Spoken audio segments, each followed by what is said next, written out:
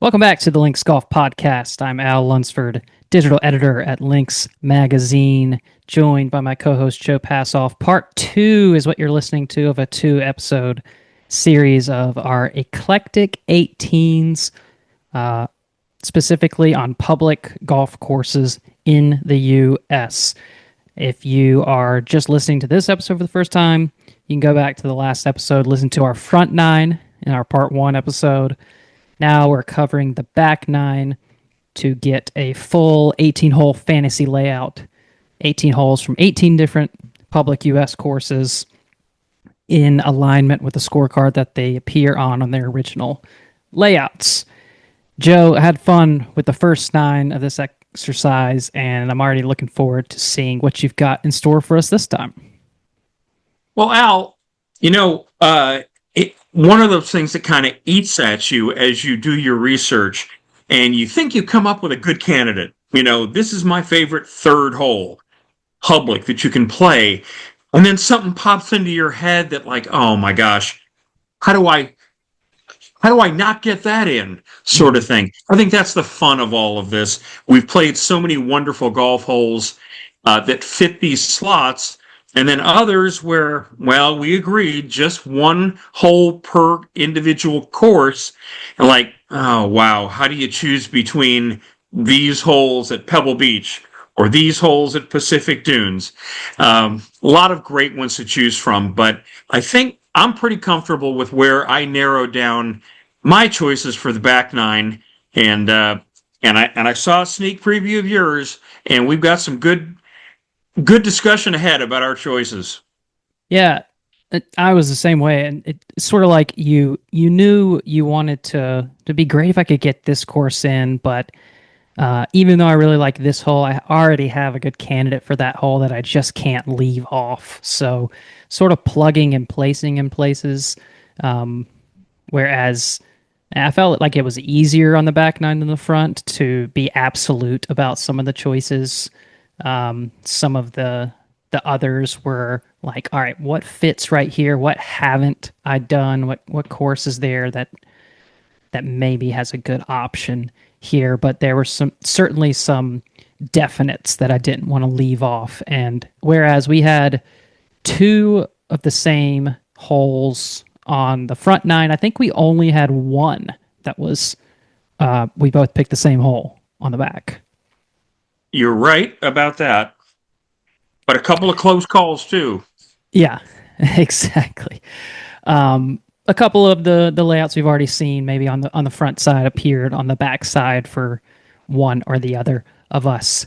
And before we get into our back 9s, let's just take a minute to say thanks to our friends again from Perry Golf. Now in their 5th decade of exceptional golf travel, Perry Golf offers the world's most extensive collection of custom tours, small group tours, and golf cruises. As an authorized provider of packages to the Open, which is coming up, as everyone knows, it's just around the corner.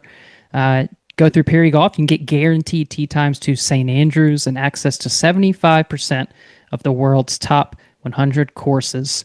From Scotland's ancient links to Southeast Asia's hidden gems, experience 40 countries across 6 continents, all with expert hosts, luxury accommodations, and seamless service. Whether you choose their small group tours, destination-rich golf cruises, or custom tours for your group, Perry Golf doesn't just plan it. They create unforgettable experiences where golf meets adventure. Discover where golf can take you at perrygolf.com, Perry golf.com. Thanks to Perry Golf for sponsoring this season of the Links Golf Podcast. Okay. Well, Al, I will preface that by saying, well, maybe it's not even a preface. I'll make the observation that when you and I get to doing the all-star collection of holes in Great Britain and Ireland, I would surely bet that Perry Golf can lead you to being able to play each and every one of them. Mm-hmm. So right now we're doing the public or resort venue golf holes in the U.S., just the U.S. Maybe we widen that to North America one of these days, but when it comes to golf holes across the pond, most of them, if not all of the greatest holes, are accessible I just got to know the right way to access them. And Perry Golf is a longtime leader in making that happen. Sure. Yeah. If you guys like this series, we can definitely do Eclectic 18s anywhere we'd like. We can do Southeast Asia Eclectic 18 if we want. It might do a little bit more research on our end, but if that's what the people want, we can try to give it to them. Sure. And Perry Golf Perfect. can help along the way. All right, same deal. I've already got all of the, extra help on video to help visualize some of these holes if you guys are not familiar with them. So I got that teed up. And since I led off on the front, we're just going to go ahead and say Joe is one up on me. And going into the backside, we'll hit his number 10 first. So, Joe, Oh, take it away. all right, Al. I know I'm so eager to get to it. Jumping in with a golf course that could have been my first hole. Others have actually picked other holes, which is a really good sign for a golf course when multiple holes could have made an all-star list like ours. The one I've picked for my 10th hole is Chambers Bay. Not too far from Seattle, even closer to Tacoma out in Washington. We best remember Chambers Bay for the surprising choice that it was to host the 2015 US Open, not even 10 years into its existence. But, the other troubling aspect for the purists, the traditionalists, was, oh man, the greens weren't their best because some decisions that were wholly unrelated to the architect or the city. It was just a combination of factors, and too many people remember that U.S. Open for that. But it still produced an incredible uh, tournament down the stretch with two of the game's greatest players, Jordan Spieth and Dustin Johnson, going at it. It did successfully host a U.S. Women's Amateur a couple years ago, where the greens had been replaced with a new grass, and everything is just as it should be out at Chambers Bay these days. So I look forward to big tournaments again returning there, because one of the amazing things about Chambers Bay, and it starts with this, well, it starts with the first hole, but you can go ahead with the 10th hole. Yeah, there you Okay, go. is it starts from an elevated tee. It's 398 yards by their scorecard yardage, but at the US Open in 2015, there's actually extra tees. Even though they don't list it on the website or the current scorecard, you can take this back to 436 or even 468, which is Hmm. where the US Open played in 2015. So what's going on 10? Okay, you can see visually um, that you have an elevated tee, which allows you to see the Puget Sound in the background, which leads right out to the Pacific. And then you also have the Olympic Mountains out there. So stunning backdrop. The golf hole itself is so interesting because not only is it gorgeous, but you feel cocooned by these huge dunes on left side and right side. See where the bunkers come into play.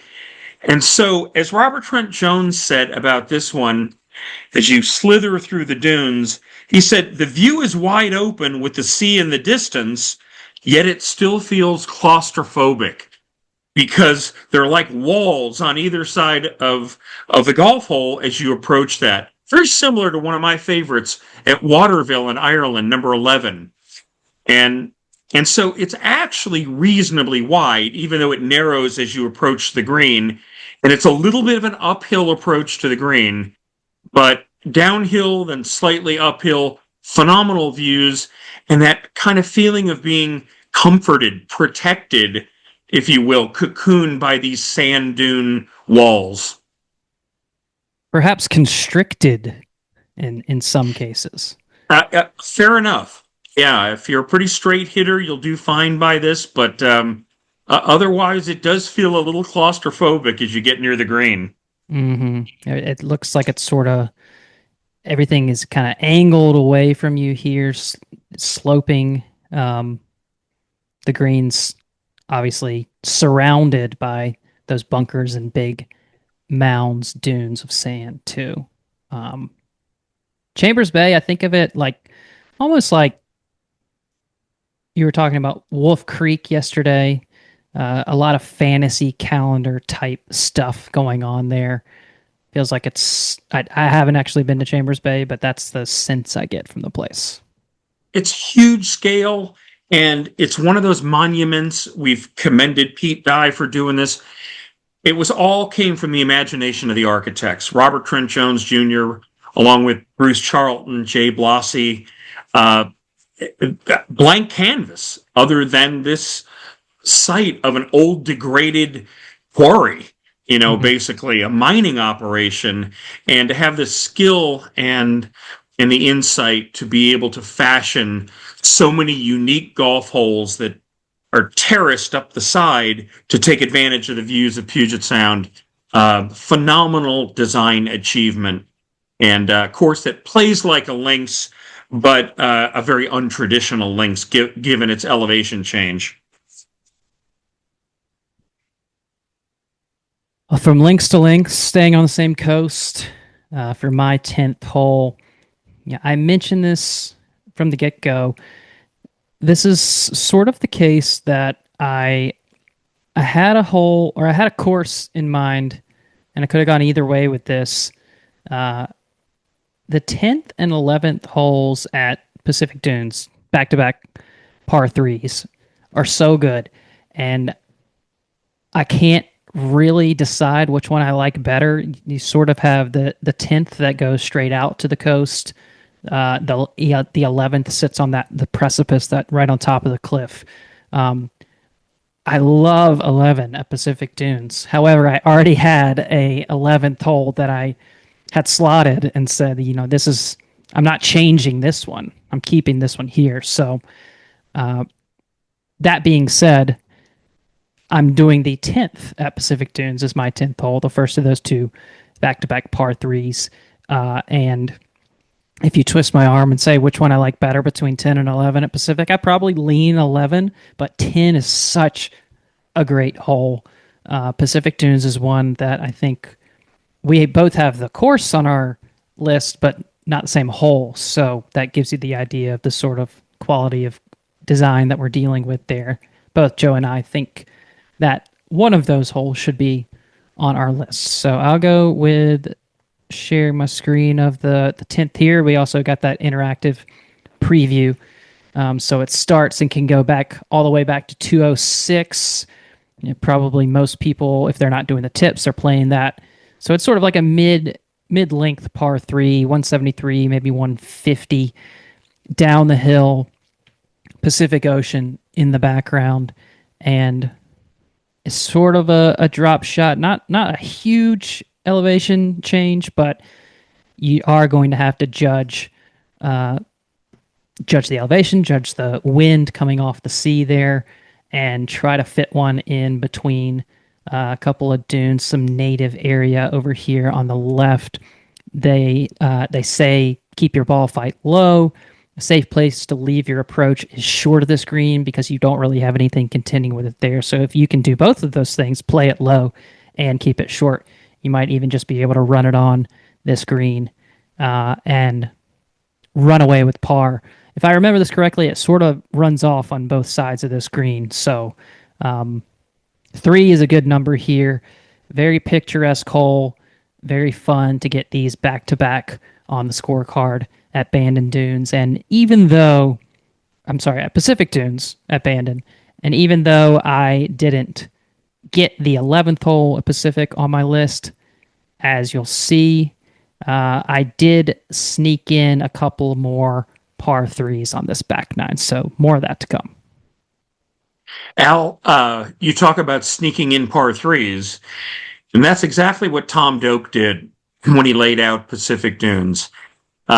A guy that has never really cared much for that classic textbook convention of 36, 36, two par threes on one side, two par threes on the other, two par fives, two par fives. You know, he just looks at the land and what will best yield great golf holes. So there are others that in another generation would have said, how can you have back-to-back par threes? And he did it twice at Pacific Dunes.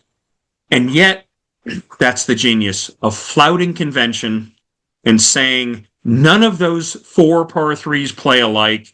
And in particular, 10 and 11, even though they're going in pretty much the same direction, 11 you attack from a little different angle from the tee, a little more on the diagonal. 10 is a little straighter along the coastline, but they play differently because there's just enough difference in both direction and yardage. I understand your point. In another one of these exercises I did years ago, I had the 11th at Pacific Dunes as my eclectic pick, my all-star choice for the 11th hole.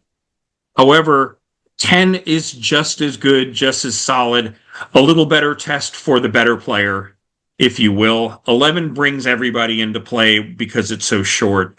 Again, great pick to start off this back nine. You and I both links golf courses on the West Coast, right along the cliffs and the ocean. So, yeah, let's keep moving through Okay.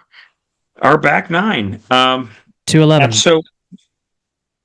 So my pick is one of my favorite public access golf courses of all time. The first time I played it was 1983. That would be the 11th hole at Pasatiempo. Yes, I'm staying out west. We're just north of the Monterey Peninsula in Santa Cruz. And Pasatiempo, you may know from hosting the Western Intercollegiate, big college tournament, 50, 60, 70 years, 80 years worth, that Golf Channel now televises. But for those of us who didn't have any private club access and wanted to play classic Alistair McKenzie, this is where you went. And he was very proud of this golf course. He actually lived on the sixth hole during the last few years of his life. And, let's talk about the 11th hole at Pasatiempo. Yeah, I don't have a full flyover of this hole. I got this good picture from our good friend Evan Schiller. I did just see this hole. If you recall, if you're a YouTube golf fan, Riggs from Barstool Sports and his friend, your friend Kyle, their $25,000 match that he just held at Pasatiempo was recently released on YouTube, and so I got to see this hole for the first time because I haven't played Pasatiempo either, and was just amazed. And this particular hole was, I think both guys came away with pretty high numbers here during their match, and they weren't really aware of that gully that you see here with the bridge crossing it. Well, yeah, I'm not as familiar with that particular match as you are, Al, but I can tell you I have made my own share of high numbers at this golf hole. And what's maybe most bizarre about it is that it's only 390 yards. It absolutely feels like it plays 490. So what you have going on, and I would say this, where it's not even considered by some as the best par four on the back nine at Pasatiempo. That would fall to number 16, which Alistair McKenzie called the finest two-shot hole I know. But for risk-reward excitement, for me, number 11 stands alone. Demanding an uphill drive and an uphill approach. So it says 390, but we know it's playing longer because everything goes uphill. What you can see is a wide barranca. You see the bridge there, bisecting the fairway on the diagonal as a risk-reward hazard. So after he played here in wow. What you can see here is a wide barranca that divides the fairway, but interestingly on the diagonal.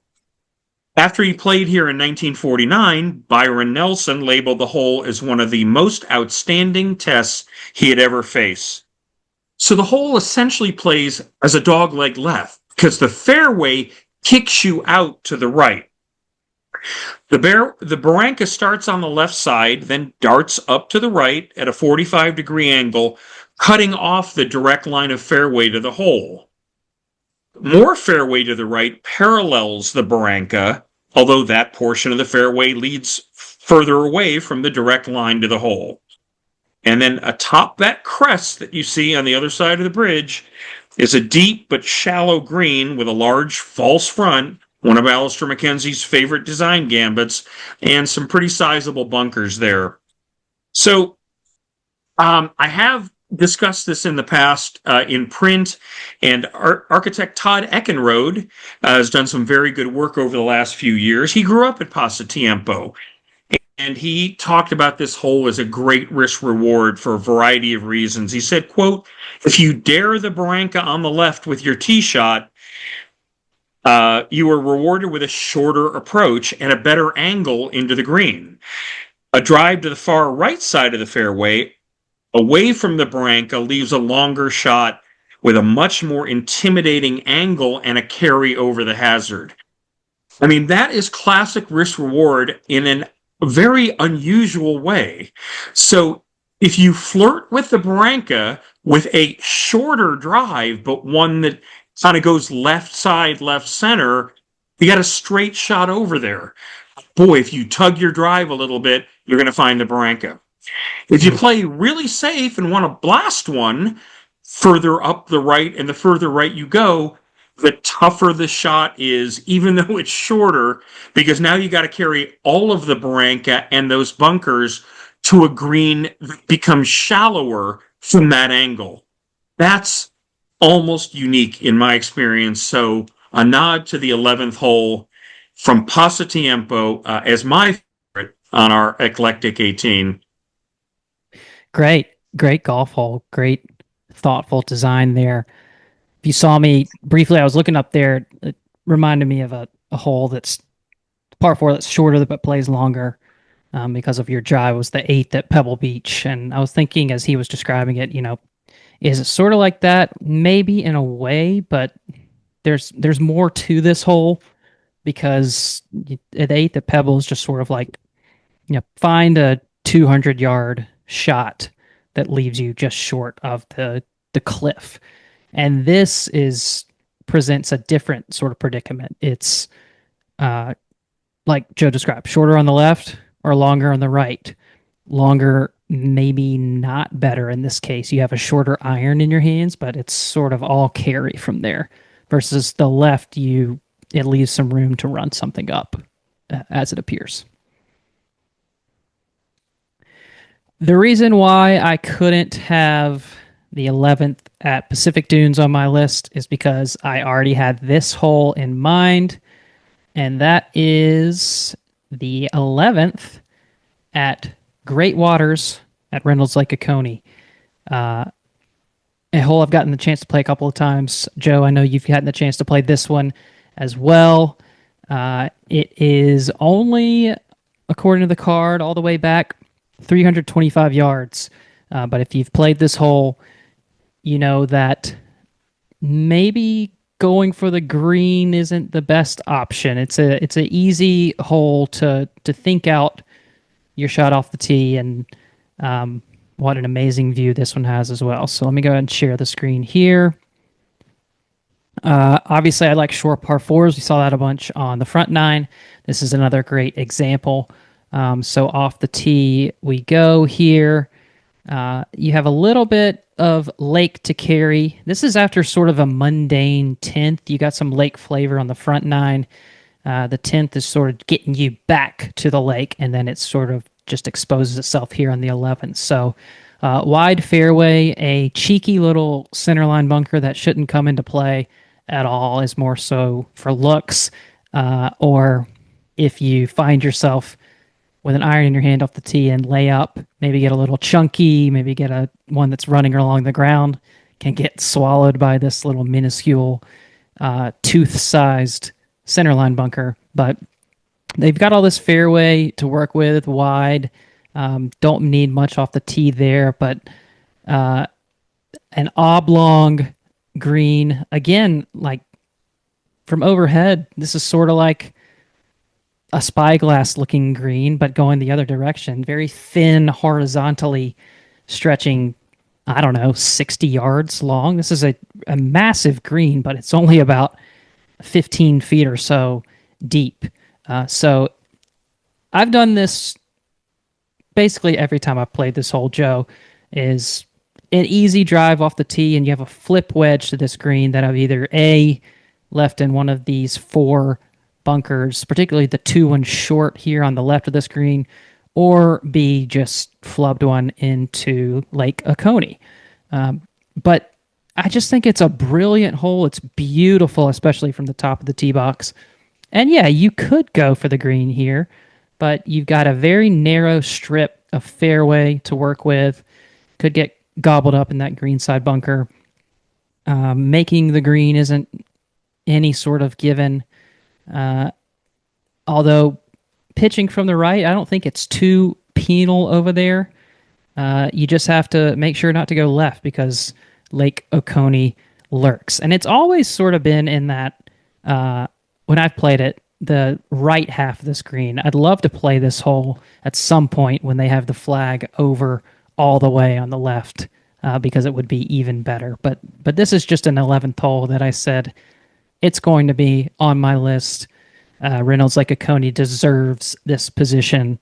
What have you? What more can I say here? Al, what a great choice. What an inspired choice. I have loved this golf hole ever since I first encountered it in the 1990s.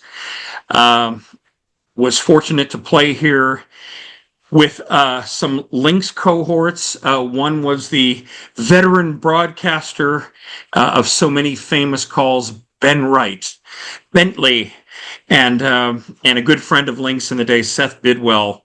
And that was my first go round actually with this golf hole in the 1990s. I played it probably 5 or 6 times in total and gotten a huge kick out of it every time. It's such a rare golf hole for Jack Nicklaus's company because it's full of whimsy. And Jack pretty much was straight laced when it came to design, very orthodox. And this one, again, with a peninsula green jutting into the lake, there is an element of Spyglass's fourth because when the whole location is left side, far left, it does change the complexion of the hole, as opposed to the right side is friendlier and that much more gettable and so forth. But concept being, you got to pick the club you feel most comfortable with a layup shot. Because if you blast one too far down and don't get it down far enough, it's a very awkward short pitch, no matter where the hole is. So, less danger if it's on the right-hand side as it's pictured here. But what a joy, because anybody of any handicap has a fighting chance to get home in two, have a chance at a birdie, and yet get to soak up all of that scenery. So, again, great choice. Yeah, fun golf hole. When you play and you immediately want to go back to the tee and play it again. I think I love a lot about this exercise too. The next hole on your list is kind of like, from your first nine. You had the fifth, the par five fifth at the Boulders South, was a hole I'd never seen before. This was another that I had not encountered, but I was pleasantly surprised once I dove in and started viewing this golf hole. It's really cool. My 12th hole, Al, not only appeals to golfers, but to archaeologists, geologists, historians. Okay, have I whetted your appetite for something unique? Well, you're going to find it right here in Golden, Colorado, not far from Denver, at Fossil Trace Golf Club. Again, this is a 1990s design from Jim Eng, who was based in Denver at the time, did a lot of great work all over Colorado. This par 5, which stretches 585 yards, but we're at a little bit of altitude. So, I would say mention Golden, Colorado to serious suds guzzlers, and a certain Rocky Mountain Brewing Company springs instantly to mind. Indeed, you can see the Coors plant from the 13th tee a little further ahead in this photo, and you might be ready for a cold one or two after dueling with the 12th, which features a plunge to a fairway. The fairway itself is sprinkled with sandstone pillars. Yeah, I mean, sandstone from the site where the golf holes were carved out of. And these sandstone pillars, you can see them there on the left side in the middle of the hole. They are remnants from a clay mining operation that architect Jim Eng left in during the design. So then you see the squiggly sand slivers and the rest of the route outcroppings that cap a really memorable hole. And then once you're done with the hole, and par's pretty reasonable, don't forget to tour the Triceratops and palm frond fossil exhibit on your way to the next tee.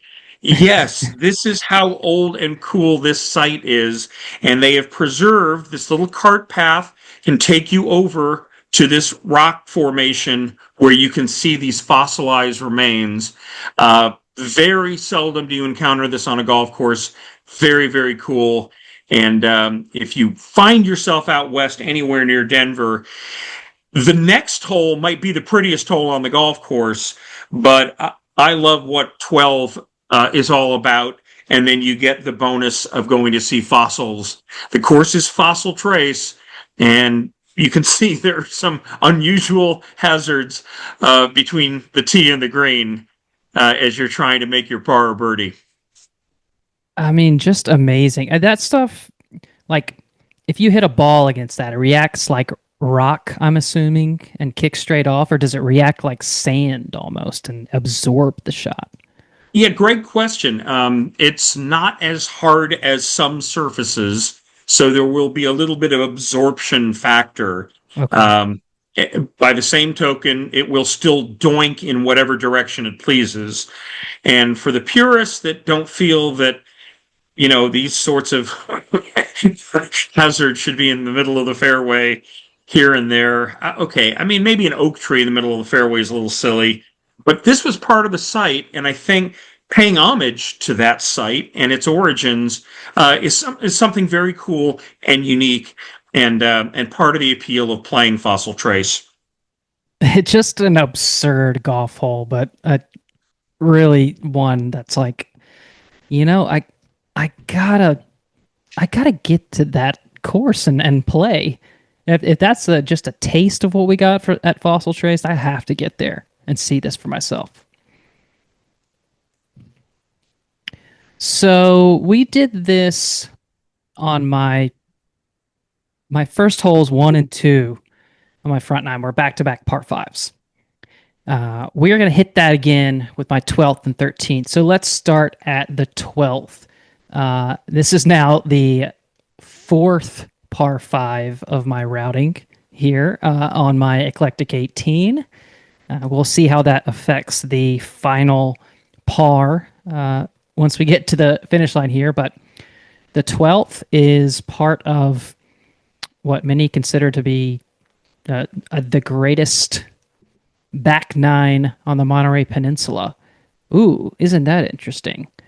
Mm, And Them's certainly fighting words, mister. certainly maybe the that you can play. Let's take the whole of the Monterey Peninsula out of the equation, and definitely for the money that you're going to spend, the value, because I'm going to the Poor Man's Pebble Beach Pacific Grove golf links for my 12th hole, par 5, only 497 yards from as far back as you can go. Again, I have an image here from a picture taken by yours truly. I took a picture from the tee here at the 12th, going out towards the coast.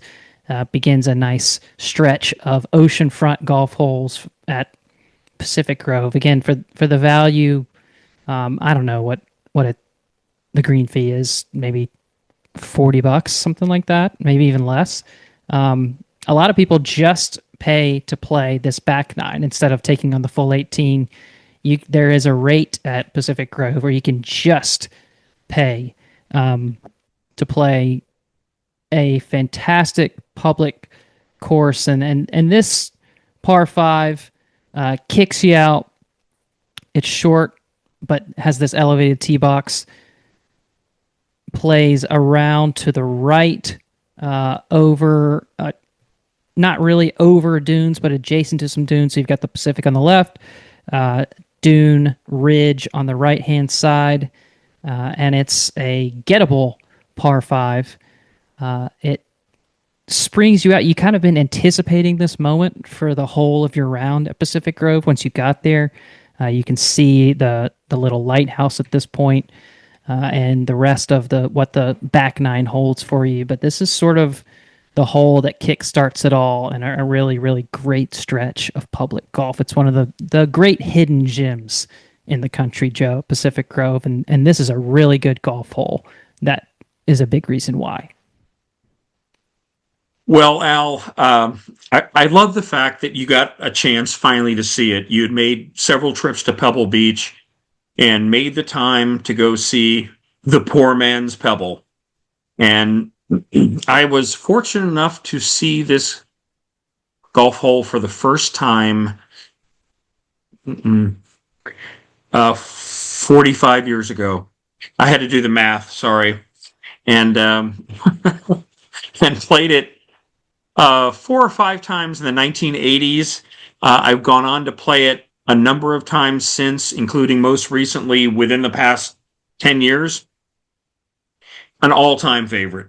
An all-time favorite because of the golf hole itself combined with the green fee, which is shockingly minuscule. It's still under $100 if you're an outsider, want to ride on the weekend. But as Al said, they have a deal where you can just play the back nine to start off the day and pay that. Well, the first umpteen times I played it in the 1980s, the nines were reversed. And the more folks started to discover how cool the back nine was, I mean, the front nine and this hole in particular, well, they just paid for the front nine and left, which you were allowed to do. It was a municipal course. Sure, yeah, I'll just sign up for nine. And then the powers that be got smart. The other nine is kind of parkland that shifts through the neighborhoods, and it's okay. You know, some people say it's pretty good. To me, it's okay. But that was the old nine, 1932. This nine through the dunes is 1960. Jack Neville, maybe the only other course he's known for is Pebble Beach. And so the other fun thing, Al, about your choice for number 12, it is reachable. If you try to take a shortcut, that stretch in between to the right is full of sand and scrub and ice plant. And veterans of the Monterey Peninsula remember ice plant being all over Spyglass Hill and a little bit at Pebble Beach. And the Pebble Beach Resorts folks wound up taking the ice plant out because it was a nuisance in part. And then it was a horror story if you found your ball in there, because you could hit a shot off a little ice plant and it would actually sink further down in its own spot, even though it looked like it was sitting up beautifully. Very rubbery plant on sand and stuff. So that's 12. You have the ocean all as a background on the in the background on the left and everything. It's just pure fun, rumply links, and I would go back and play that every year if I could. Yeah, Monday, Wednesday, Thursday, you pay $45, and you can play the back nine at Pacific Grove during the first 75 minutes of daylight. That's one of their green fees. 59 on the weekends. I mean, you can play all 18 for 65 Monday through Thursday. Goes up to 86 on the weekend. And if you're staying at Pebble Beach, playing at Pebble Beach, you have a day where you don't have golf on the schedule. 15-minute drive is 5 miles from Pebble Beach to get to Pacific Grove, and you will find it a worthy trip over there. Great place to have lunch too, as well. All right, on to where are we at? 13. Yeah, I'm not going to go on as long about number 13 because I think most of the folks who are listening to us and watching us are pretty familiar with, for my money, the best hole at Pacific Dunes. And that is the 13th hole on my eclectic all-star course of public holes that you can play in the U.S.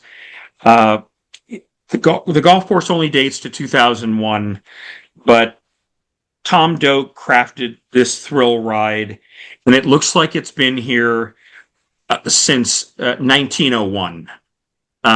It just fits the land so unbelievably well. And in fact, this was one of the golf holes when Tom Doak was out here, Jim Urbina was assisting. They barely needed to touch it. It was as natural a golf hole as they had ever encountered. Now, this is a mirror image of the fourth, which is slightly longer. I just like this one better. I like having the ocean on the left with 75 to 100-foot cliffs on your left side. On the right side, you're talking about these magnificent dunes and a blowout bunkers, especially one huge one cut into the dune, meaning it's almost just naturally eroded that way, as opposed to being manufactured. But you see the incredible ripples in the fairway, as great as anything as you will find in Scotland or Ireland. And it's 444 yards from the tips. Wind, no matter which direction, is going to be a factor. So yeah, it's a tough four to make, especially when you think that the edge of the green on the left is so close to the cliff. So there's enough room to drive your golf ball, but look at how close that cliff edge comes to the left side of the green. And then well, yeah, I don't want to be right either because I'm in either a little tiny bunker or this gigantic blowout bunker. Well, if you can't reach it, even just coming up short, you're dealing with a whole lot of contour. So kudos for the views. That's what you start with. That's what blows you away. But then as you start to appreciate the architectural values, the variety of shots, trajectories, stances, lies that you're going to encounter on this hole, the fact that you can't just bail out this side or this side, and you've got to flight your ball properly and either find the green or miss it in a nice little hollow. Just a phenomenal golf hole on a phenomenal golf course. Yeah, is this a hole I want on my fantasy course? Is it my fantasy to play this golf hole? Not really, because of how tough it is. But hey, to each their own. It's a great golf hole. It's just not my fantasy, Joe. Well, Al, I've got a number of short fours, which are my favorites, all over my list. But when I think of a hole like this, and I think of say counterparts in Scotland or Ireland, par doesn't really mean that much if the wind is really strong. You just look at it as a golf hole, and if the wind is fierce enough, it's a par 5 that day, regardless what it says on the card. Likewise, if it's downwind and you can reach with a short iron, I mean, it's very, very gettable. So for me, it's just the quality of the golf hole itself and not being too concerned with, oh my gosh, I've just bogeyed it because it's so difficult. I'll say this. It's a tough par 5 if it's a par 5. Like this hole, I have not been able to solve it a lot because of that approach shot where it's very exacting once you get up around the green, as Joe mentioned, that cliff right there, just off the edge. So a fantastic golf hole. Can't deny that. My 13th is one of the quirkier golf holes you'll find in the world. And that's the 13th at Tobacco Road Golf Club. So, same conversation. Uh, I, I feel like Tobacco Road is Wolf Creek East, or vice versa. Wolf Creek is Tobacco Road West, where it's just golf holes that you'll not see anywhere else in the country. This is one of them. It is measuring 573 yards. Again, back to back par fives for me. So this is another par five. One that I haven't been able to really solve either because each shot sort of demands you to do a certain thing. Maybe less so off the tee. And again, I don't have a full overview of this hole, but a lot of people have seen this overhead look taken from the at Tobacco Road. This is the view you get from the 14th tee after you've played 13. So this is the green at 13, um, shaped like a what would you call that? Almost like the number 8 with two Hmm. different sections in the middle, um, split in the middle by a ridge. But right next to the road where you drive in, the entrance of the club at Tobacco Road, this green is just sitting down in the middle of a amphitheater of dunes, and there isn't really a way. You can see there's like a path there on the left hand side of this picture. That's just sort of a walking path. That's not a path to like enter the green with your golf ball by any means. It's only about 6 feet wide, but you have to hit it up, loft something, and pray that you're on the surface from your approach. But getting there is a different story. It's a dog leg right off the tee. You can go straight, or you can try to bite off a little bit of that corner. Really, you're dealing with a situation where you won't really know where your ball is until you walk up and to hit the next shot. So blind ish on the tee. The next situation is a hard turn right going up the hill between a lot of set of these scrubby makeshift bunkers. Another golf course built from a former quarry is Tobacco Road. And you're trying to get something close. Again, I don't know what you gain from going for this hole for two, because there's so much to contend with around the green, and to be able to get it both high enough and the exact right distance to land on this green is asking a lot. So I'm looking for like a layup yardage that I'm comfortable with hitting a wedge up high and landing soft on this putting surface. It gets on my list because, again, I wanted Tobacco Road on my list in some place. This is one of the more memorable holes, especially once you get to this green, that you'll get from your round at Tobacco Road. Although I could have gone a lot of different directions. The ninth hole is a fantastic hole at Tobacco Road, too.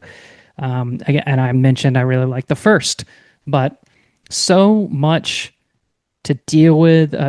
Visual stimulation overload at Tobacco Road. It's not for everybody, but it is for some, and it's for me. So the 13th at Tobacco Road makes my list. Al, fun comparison between Wolf Creek and Tobacco Road.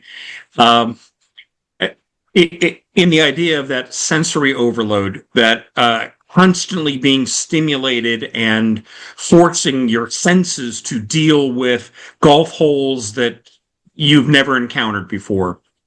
I think the reason I was kind of tough on Tobacco Road when I first played it was that with all its blind shots, it was, well, it was, they were created where I felt like in Scotland and Ireland with the classic courses that had blind shots, it was because that's how the land was, Mm-hmm. and they didn't have the money or the the wherewithal to change that. And so I thought, well, the architect deliberately chose this route. to obscure landing areas or strategic aspects and so forth. So I had to take a second look because so many of the people that thought about golf courses the way I did loved Tobacco Road. And I was almost kind of feeling guilty that I hadn't embraced it, from the beginning. So I've warmed Tobacco Road. I'm still not as enamored as some, so to speak. But when you point out holes like 13 and others, starting with the first hole, Mhm. um, you're saying I want. Yeah, but God, was it Nirvana? Yes. Here we are now. Entertain us. Okay? Hit us with something that we are going to remember, that we are going to respond to. And Tobacco Road does that in spades. And 13 is a great example of something you just can't quite place, that you've seen it anywhere, anytime. So excellent choice. And reminds me that when I'm back in the Pinehurst area, it's time for another visit for me to Tobacco Road to continue to appreciate what it offers. Love that Nirvana line as an explainer for Tobacco Road. Yeah. What do you got for me? I've heard all about what Tobacco Road and this craziness. What do you got? Hit me with your best shot. And this is a one of those really big notches in the belt for Tobacco Road. Okay, 14. Yeah. When I saw your 14th, I was like, I didn't know where that was on the scorecard, or else it might have ended up on my list. So, what's your 14? Al, I will go with, and I am going with, uh, the Coeur d'Alene Resort Golf Course. And its 14th hole, the floating island green. The first and most legitimate island green, in that it's not jabbed out on a peninsula or having some little walkway. You hit a golf shot to a large putting surface, about 15,000 square feet. It's back with a couple of little evergreens, a couple of bunkers, some red geraniums, and nothing but blue water from Lake Coeur d'Alene. That's it. We're not going to helicopter in. You take a boat after you hit your tee shot, called the putter, and you sail out to the green. You complete the hole, and they give you a certificate. I don't know if it's a certificate that with whatever score you made, or only if you par or better, because all the times I've played it, I've made par or better, I'm happy to say, except once in winter when it was set out at 270 yards, but the boat wasn't running that day, and that was just a fun thing after a couple of beverages. Um, Al, for architectural purists, this is not going to be on their list. I get that.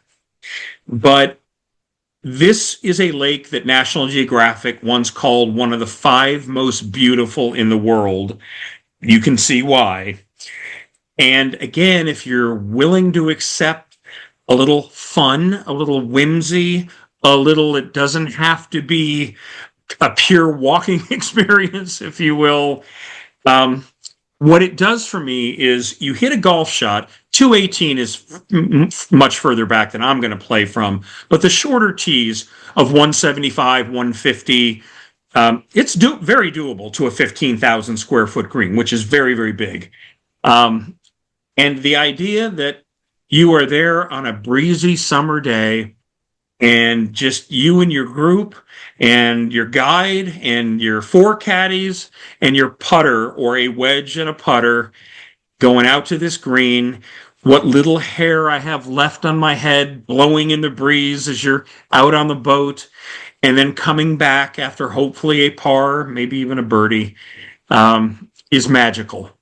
So, yeah, sorry, not for the purists, but if you're looking to have a joyful experience out on a golf course for conditioning, views, and enough challenge, Coeur d'Alene, and especially its 14th hole at the Coeur d'Alene Golf and Spa Resort in Coeur d'Alene, Idaho. Um, that's my pick for number 14. Just a few follow-up questions since I've not played this hole before, just know of its lore and its existence. Okay, so how long does it take to play this hole? Like with the boat ride and everything? That's question number one. Two, don't they have like a pulley system on this green to make it shorter or longer so that yardage changes? I've heard that, but I don't know if you can confirm that for me. But and Yeah, then I've got that. three, where do you drop if you end up in the lake? Is there a drop zone on that green? Yeah, I think there's a local rule about a second shot because they need play to continue. Mm-hmm. Um, don't remember what that is, but it may be that you either get one shot from the tee or a second shot.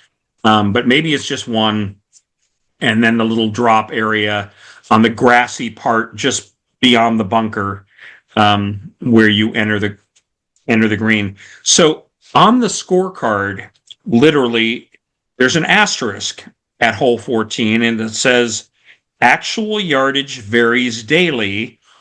Today's distance shown on 14T. So your four caddy will have that, but also on the tee, it will say from these tee blocks, it's 209 or 172 or 137 or whatever it is. Yeah, the green is set and moves with a system of cables and winches, and that's how it comes back and forth, even for maintenance, so to speak. But it doesn't really take much longer than a regular golf hole because you hop in the boat and the boat whisks you along at an acceptable leisurely pace, but it's going to be a little quicker than you walking to the green and drops you off. You chip or putt out and you're back in the boat. So a good idea to time that process one of these days. But if we're typically allotted 15 minutes to play each golf hole and still have an acceptable 4 hour round, I would say it's not too much longer than 15 minutes. Well, as if your routing wasn't eclectic enough, how about a literal green on an island in the middle of a lake? That'll do it for you. My 14th hole goes to a course Joe's already mentioned before, I believe on his front nine.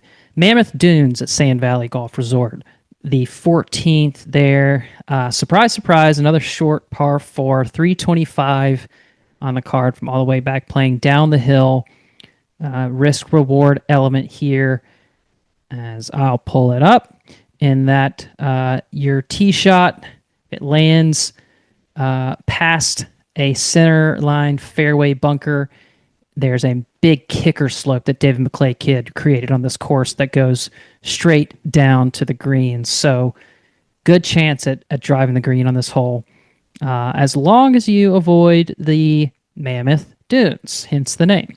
So off the tee, again, it's a very friendly landing area. So, laying up, there's a lot of room.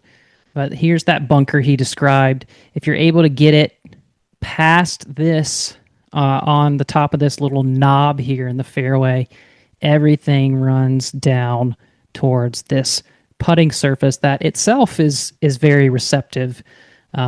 You're mostly dealing with, instead of bunkers, you're dealing with big swaths of sand, waste area. So it's a hole that has you certainly licking your chops from the tee. I believe it comes after a really good par 3 hole there at Mammoth Dunes as well. I think I mentioned it when Joe mentioned his hole there. This is one of my favorite courses anywhere, and this hole's another huge reason why. It's a lot of fun to step up and say, give me a chance to drive the green on this par 4. Here we go. Buckle up. Al, I probably have a bias against this hole simply because I birdied it during the opening day ceremonies playing along. one of Mike Kaiser's sons, Chris. And I thought, well, I mean, if this hole is that easy, that'll yield a birdie to me. How good can it be? You may Um, be the first person ever to have a bias against a hole that you played very well. yeah, it can't be much of a hole if it yielded a birdie to Traveling Joe. No, like the sixth hole, which is the one I picked, a shortish par four from Mammoth That's right. Dunes That's right. at Sand Valley. Um, I'm just semi mystified at some of the folks that come back and say Mammoth is, oh, it's nice, it's fun, but it's a little too easy, it's too wide, it's whatever. Um, what's so incredible about Mammoth Dunes, besides these unique golf holes, is that width and how David McClay Kidd embraced the sandy features into the site is the variety that it can be played so many different ways, so many different holes. And if you're such a stick that you want 24-yard wide fairways and the bowling alley US Open Classic setup and call that great golf, yeah, okay. I'm not in your league and I don't think the way you do. I think, much like St. Andrews, which has gigantically wide fairways, double fairways, if you will, that depending on wind, depending on the day, and you might be back and say, hey, today I'm going to hit hybrid off the tee and shape it over here and then hit this little runner, this little knockdown second of a 3/4 pitch.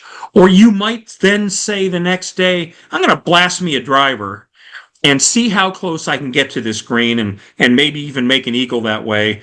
And all of those things. That is where I have to wave the flag for Mammoth Dunes at Sand Valley. Width equals options. That's what you always hear. All right, so moving along here, trying to get it not go. We can talk about these golf holes for a long time each, but let's see if we can tighten it up on our 15th holes here. Joe, I forget where your 15th was. Oh yeah, a familiar choice in the links world, the 15th for you.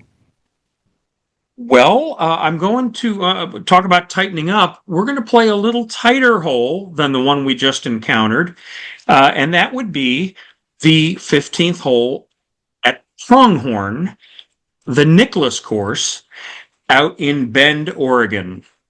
Okay, I'm sticking with the West. I mean, I live out here. I've played my fair share. So, okay. This community, for those unfamiliar, changed its name to Juniper Preserve in 2022, kind of post-COVID, emphasizing the health and wellness aspects of living and playing in this community. But for the golf club, they kept their old name, Pronghorn. And two courses. Tom Fazio did one, and for the most part, it's kind of private to the members. The Nicholas course, which debuted in 2004, was private as well for its first 6 years. Then in that little recession we had in 08, 09, 10, 11, they opened up for public play, and it stayed that way for the last 15 years. And boy, does the public benefit. Bandon isn't the only place in Oregon that you can get phenomenal golf. Bend, Oregon, closer to the center of the state, on the other side of the mountains, will give that to you as well. And for me, the showstopper on the Nicholas course is this 15th hole, which snakes its way uphill with a fairway path resembling a slalom run between the juniper trees, bunkers, and lava rock outcrops, with two of the three sisters, which are mountain formations. They're part of the Cascades. So two of the three sisters, middle and north, are in the backdrop of this 15th hole. And so you get beauty and strategy merging in spectacular fashion. Our colleague Tony Deere wrote about this hole on his own Eclectic course, praising the 15th. And he said you do a double take sometimes, and it's assumed that it's an AI generated fantasy hole. It can't be real. Yeah, that's kind of how you look at this because these elements are so unique. You see a bunker there in the foreground lined with lava rock. Uh, okay, maybe a little bit of a double hazard, but what a unique look. And then these junipers pinch in. It is a fairly narrow hole and it goes uphill. So you, as a bigger hitter, and we're up at 4,000 feet elevation, so you're going to get some extra carry. Um, yeah, at 543, do you want to give this a rip and two? You had better be accurate. And even if you're playing this as a three-shotter, you had better be accurate. So, tremendous hole. And as you touched on earlier, Al, it, I fell in love with it because it is unique. Never seen a golf hole that looks or plays like this. Me neither. And Tony called it unequivocally one of Jack Nicklaus's best ever holes that he built as well. So high praise from Tony and Joe there. My 15th, we're going to revisit another course, and that is the 15th at Spyglass Hill. So I had the short par 3 7th at Pebble Beach, within the resort grounds over at Spyglass is another short par 3. This one only 130 yards on the backside at Spyglass has two of these sort of drop shot par 3s. The first being, was that the 12th hole? Yep. With a more significant elevation change and a pond that sneaks out in front of the green and runs all the way along the left side. This is sort of your Uno reverse, a little less severe, almost at the same teeing spot as that 12th hole. You go behind the tee of the 12th and get to the tees of the 15th, nicknamed Jim Hawkins. And it's just barely longer than that 7th at Pebble and a different sort of arena for this hole. I love the way that this hole is just framed and its sort of own stadium. It kind of, in a way, reminds me of Augusta National being, especially this particular hole. Feels sort of like 12 in its backdrop at Augusta. I know that's sort of a stretch, but drop shot. Here, let me share my screen with what I have here from Spyglass. So here we go. Par 3, 15th. Rory had an ace on this hole. Slam dunked this one in last year's playing of the AT&T. Many will remember that shot. But beautifully framed by these tall trees, bunkers behind a pond with a stone wall on the front right.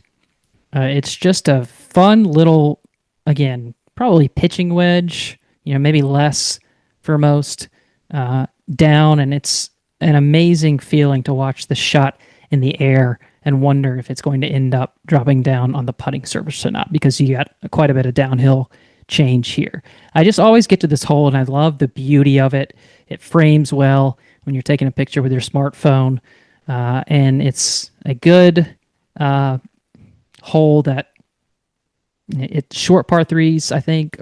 Going back to our long par 3s conversation, they're more fun than long par 3s. Everyone's got a chance. It feels like a hole that you should be able to get a hole in one on. That's the sort of the feeling in my bones every time I step to the tee at this one. Just a beautiful hole that sticks in my mind. So that's my 15th. Yeah, Al, I made my choice from Spyglass as the 4th hole, the short par 4 that I have always admired. What you can say about Spyglass's 15th hole, the par 3 that you chose, is that as a quartet of par 3s, Spyglass ranks with just about any on the planet. And some could say, and maybe have said, that the hole you picked is actually the fourth best of the four par threes. That's how good all four par threes are. So with the 15th, it is shorter than the 12th, which is sort of its sibling. Both are framed by those gorgeous Augusta-like tall pines, have a little water feature guarding the majority, but not in the entirety of the green, and then bunkers backdrop on the hill. Little steeper drop, as you said, at 12. But again, it's gorgeous. Just like I said about Pebble's 7th, you feel like when you get on the tee, I can make a hole in one here. Hmm. And that is a really good, enticing feeling to go play. So, again, hard to go wrong by picking one of Spyglass's par threes for your all-star course. Yeah, again, like I love the 11th, the par 5 11th at Spyglass, but I already had my 11th filled. The third hole is a lot of people's favorite par 3 at Spyglass, which is another drop shot with your ocean as the backdrop. But I had the third hole occupied. So it's just too good of a set of par 3s to leave off my list. I think is maybe I didn't think that in my mind as I was doing it, but those holes all stick out to me. So it's no surprise that one ends up finding its way. Now to the hole that we both agreed on our list, and that's the 16th. So I'll let you sort of set the scene there. Well, Al, we both agree that our 16th hole on our Eclectic 18 is the Bandon Dunes original golf course, known as Bandon Dunes. And as much as I love Pacific Dunes, all of the all-star candidate holes on that course, for my money, the 16th hole at Bandon Dunes is the best hole on the property. I wasn't quite aware the first time I played it how good it really was, but in subsequent trips, in different wins and different results, I've come to appreciate it so much more. What cemented its status for me was watching it, how the young guns played it in the 2020 U.S. Amateur. And this is just genius. So architect David McClay Kidd actually shaped this diagonal ridge that you see in the field. It was not in the plans. And he created a hole with so many options. It might take us the rest of the podcast to discuss them all.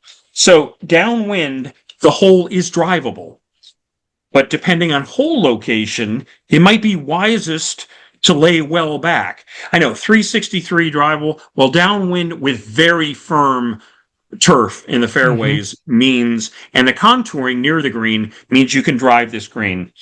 But there are some days, some hole locations, some wind conditions where it's wisest to either lay well back or, as the guys in the U.S. Amateur were doing, hit your drive so that it's hole high to the left, that you're not taking on the green, but rather going left of the green with an angle in that you can access a hole location better. Into the wind, we'll bring it back a little further again, Al. Into the wind, it can be a challenge just to reach the crest of the fairway, whether you go left or right, again, depending on your skill. But you see that crest of fairway there, first the fairway, and then that second crest sitting up higher. So why not on a 363-yard hole, if you're going to lay up, just take a safe route to the right, short right. It can be a blind or semi-blind shot for your second shot. Whereas if you take on the upper fairway to the left, it opens up to you and you can see what you need to get at. But even with that, depending on the hole location and depending on where the hole, depending on the wind, it might be better for you to come in from the right side. Okay, but also if you tempt going on the right side and try to drive the green straight at it, push it off the driver face just a little bit, and you are on the beach, maybe even in the ocean.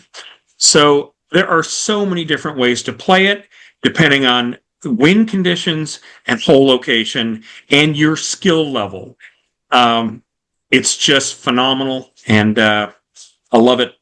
Congratulations to Bandon and David McClay Kidd on an all-time great golf hole. For setting, strategy, drama, visual appeal, you name it in terms of characteristics for a golf hole.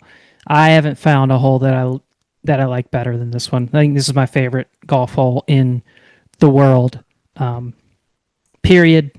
End of sentence. I mean, you've said all there else there is to say here, but it's just one you're glad you played. It's almost like when you go out to Bandon Dunes and you get to play this 16th at Bandon, then you're like, yeah, I get it. I'm so glad I came here and did this. This hole is an encapsulation of everything that makes Bandon Dunes so great. So yeah, kudos to everyone involved and Dave McClay Kidd on finding this golf hole out there. Because looking at it, like maybe you could have done like two or three different golf holes on this same little piece precipice of cliff, but in the end, it's one with infinite options and just a stunning setting right there when you putt out. So great golf hole. Easy to see why it's both of our 16th. Yeah. Okay, our 17th, we have dueling par threes. And dueling in a way that almost reflects our golf ability. So my 17th, I know, Joe Passoff, golf purist, and I've got my second island green of the 9. Yes, it's TP Sawgrass, the Players Stadium course, one of the most famous photographed holes in the world, the little 17th. Actions, architectural value. Okay. I'll look at that commercial. Give me a second there to get through a sponsored ad on this flyover for the Sure, Island sure. Green. Two Island So, Greens on a single 9 holes, by the way, Joe. and they play somewhat different because the 17th is so short. Somehow, the current scorecard for the pros has squeezed out 141 yards. For years, it was 137. Since the 1990s, it was probably online. You start thinking about playing this golf hole. Not many golf holes on earth, on many golf courses, do you think that way. The other thing that is so compelling about this hole is the sweaty palms factor, is that it's a psychology, okay? How much Pete Dye got into your head and his wife Alice with this.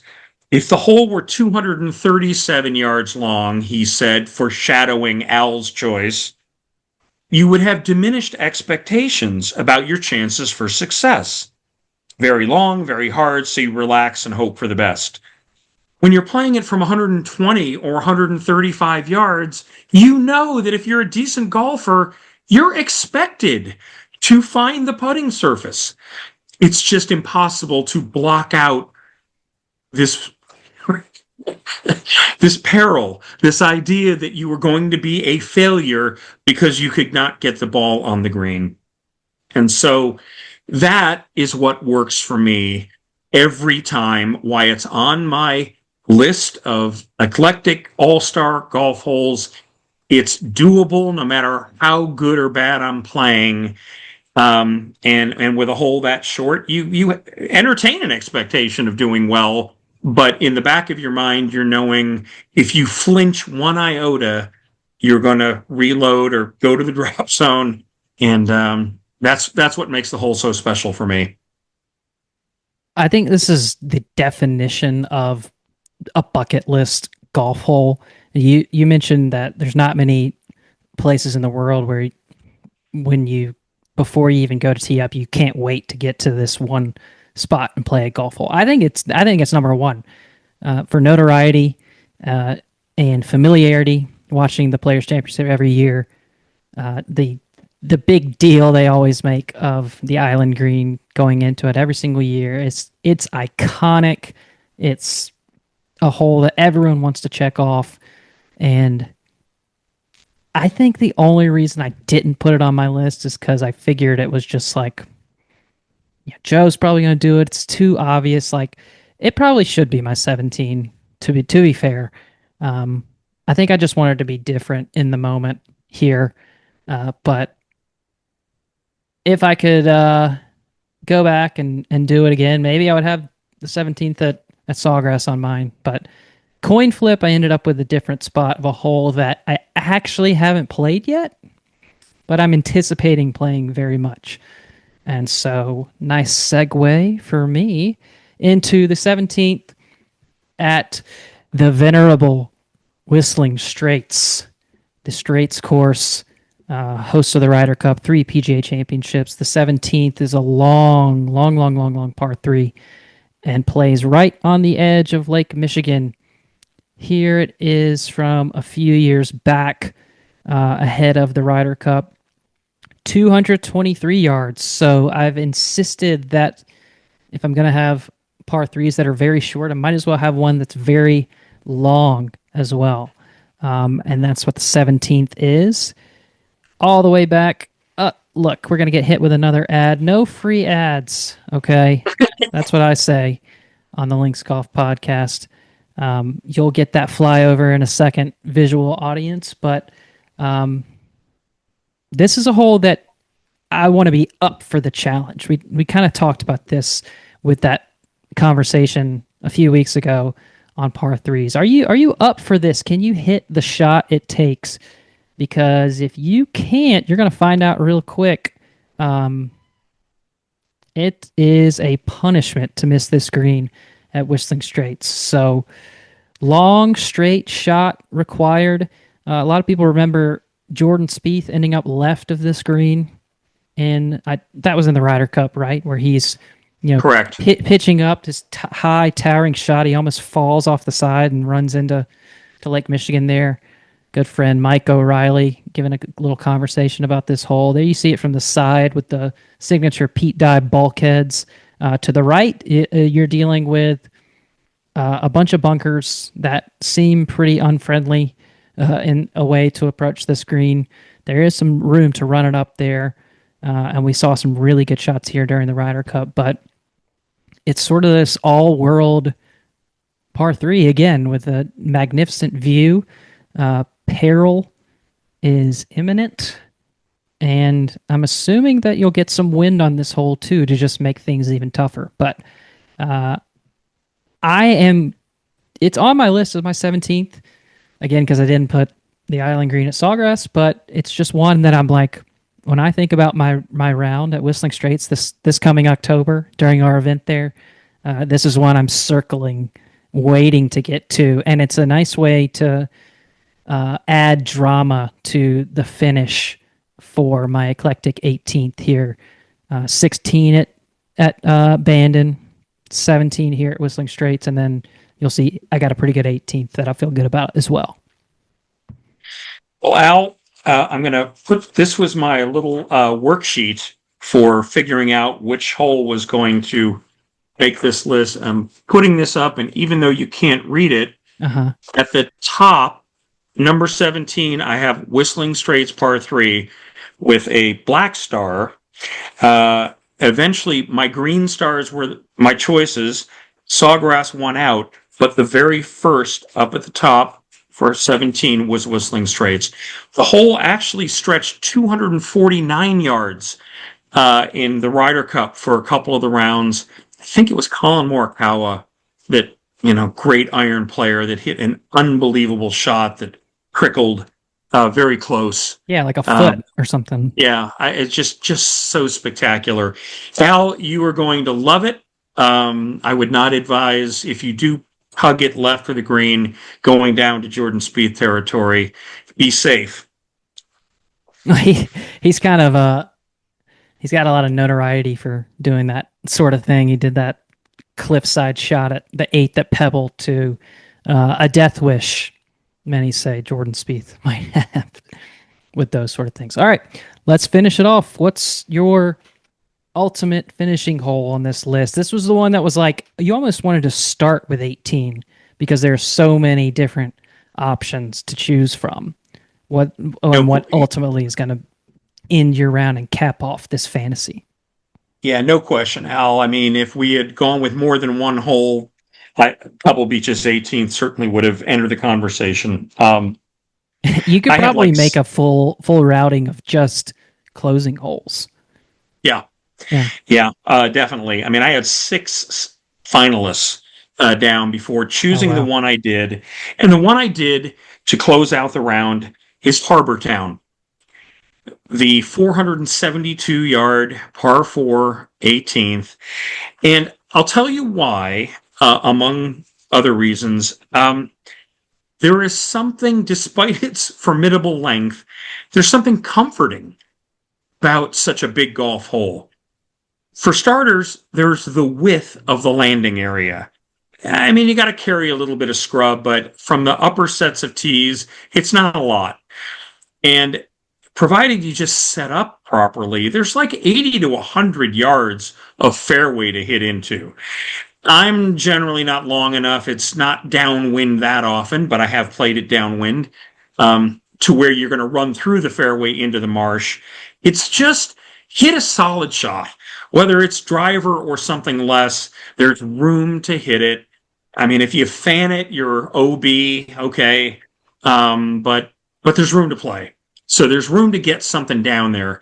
Now the question is, how aggressive do you want to be with that longish second shot? So you got Calabogie Sound all to your left. Um, and as you think about this approach, you got a large flat green, which is protected by a large flat bunker. The safe miss is hole high to the right, but it's tough to summon the moxie to attack the pin from there, given that Sea Marsh lurks just beyond the putting surface. I mean, memorably, I don't even know how many years ago when Davis Love missed the green well to the right, and I'm like, uh-oh, and then he chips it in to win the Heritage. And there's so much room to miss it right, but again, you're so tentative because it's tightly mown turf, and how aggressive do you get to say I want to get this one close? Because if you hit it at all thin, or just flush it a little too much, you're going over the green into the marsh. So you can't play it too safe out to the right. And after that, the other comforting factor about this hole is that iconic lighthouse. Plain and simple, it just welcomes you. You're finishing up a great classic tour course. And, whether you wind up with 4 or 3 or 6 or 7 or 5, I mean, this is the way you want to finish a round in completely memorable fashion with a fighting chance at a good score, but knowing you could make a 6 pretty easily. Yeah, sort of like playing the 18th at St. Andrews and getting to the Swilken Bridge. It's like getting to the lighthouse at Harbor Town is what kind of brings it all together. And that whole experience, like, yeah, all right, just tackled Harbor Town. You know, the first time I played this hole, I don't think I was really like paying attention to the card or the par. It felt so long that I thought this was a par five, and I just assumed and made a five. I was like, oh yeah, par finish. That's great. Well, no, actually, went to go write my scores. That was a four. Good lord, uh, it's it's a big one. Not for the weak hearted, but like you said, plenty of landing area. You don't have to be shy off the tee. It's that second shot that means everything at the finisher at Harbor Town. So, really good golf hole. The one I ultimately ended up with, and I did consider the 18th at Harbor Town. Pebble Beach's 18th was in consideration at the beginning before I decided ultimately you couldn't say no to the 7th.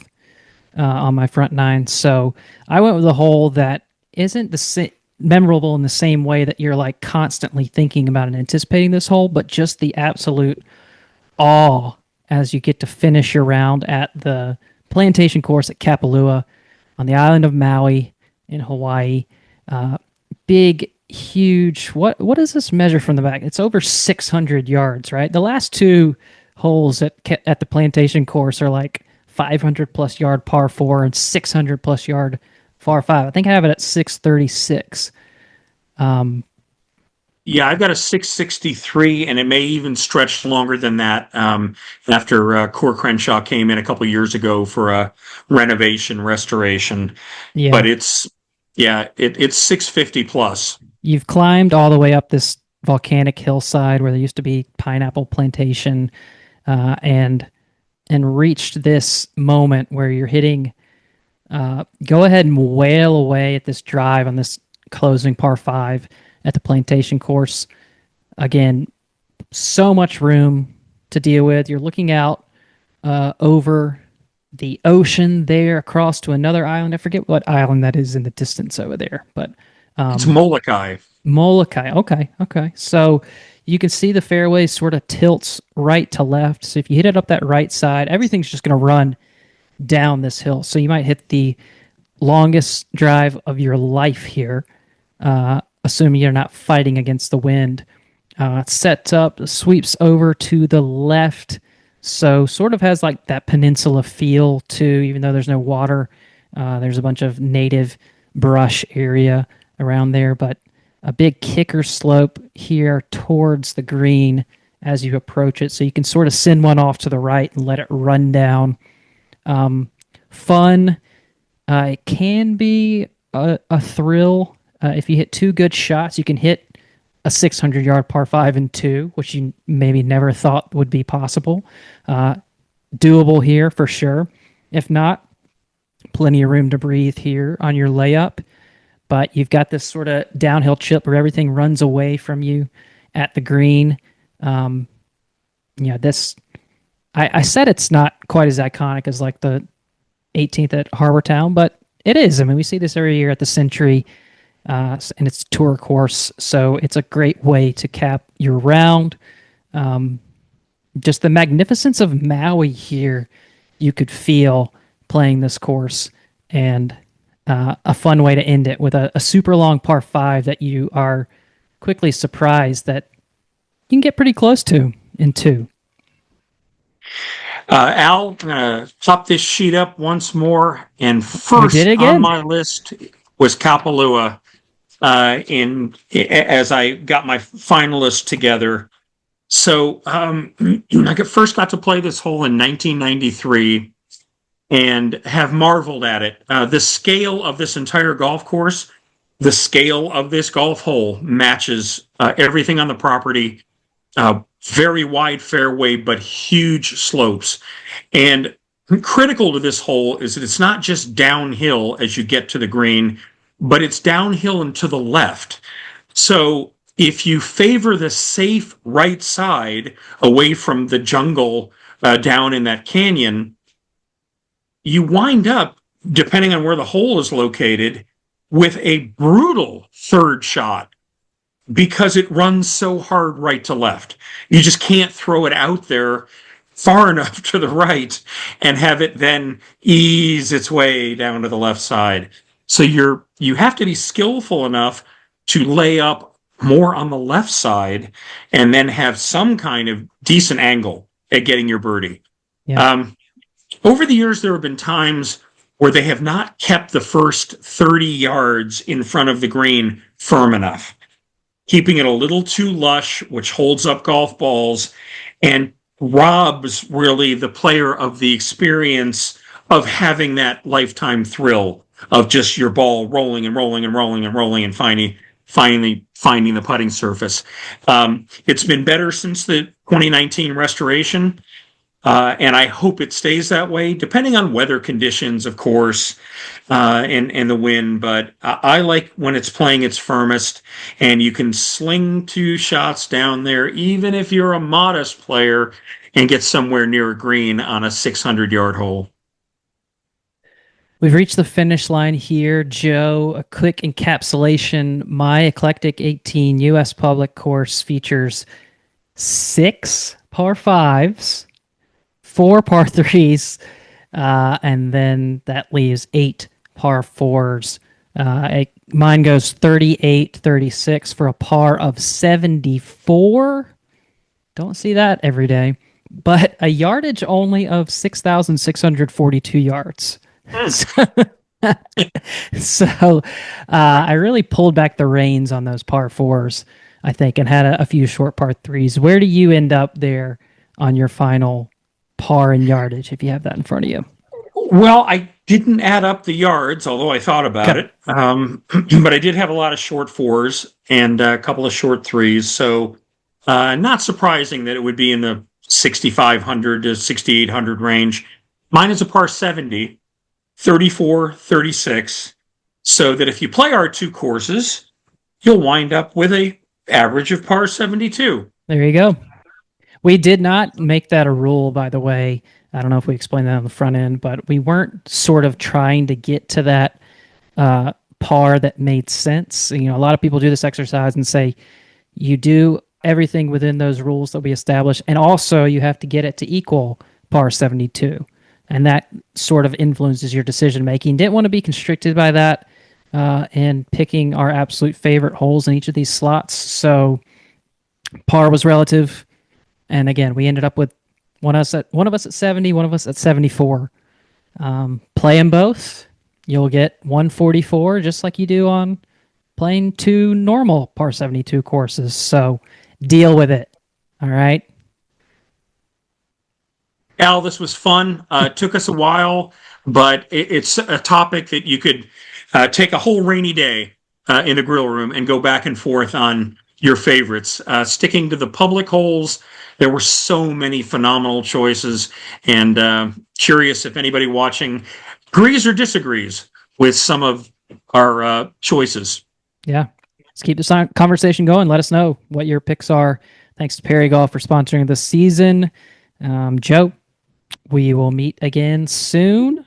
And hopefully, hey, in October, I'll be able to tell you how I fare on that 17th at Whistling Straits. So I will keep you posted. I think I'll that's the look only forward to it. hole. I think that's the only hole I hadn't actually played on the entire list. So TBD. All right.